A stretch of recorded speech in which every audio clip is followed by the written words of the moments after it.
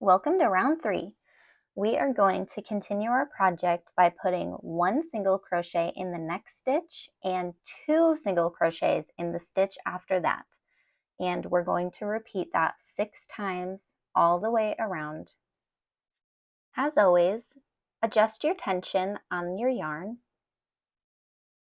and grip your work the way it's comfortable for you. Next, we're going to find the first stitch of the last round and work 1 single crochet in it. Insert your hook, yarn over, pulling up a loop. Yarn over, pull through both loops. That's our first single crochet.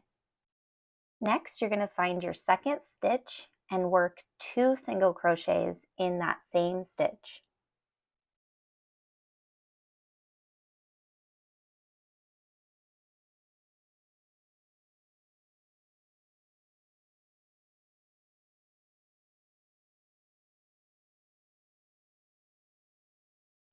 Now you're going to repeat the pattern, working 1 single crochet in the next stitch and 2 single crochets in the stitch after that.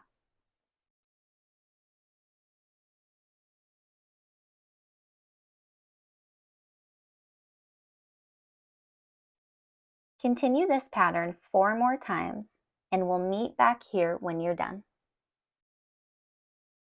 After you've finished your last single crochet, make sure to take the stitch marker out of the last round and place it in the last stitch of this round.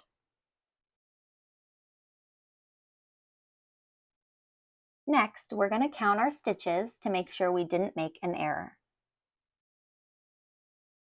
1, 2, 3, 4, 5, 6, 7, 8, 9, 10, 11, 12, 13, 14, 15, 16, 17, 18. It looks like we're all set.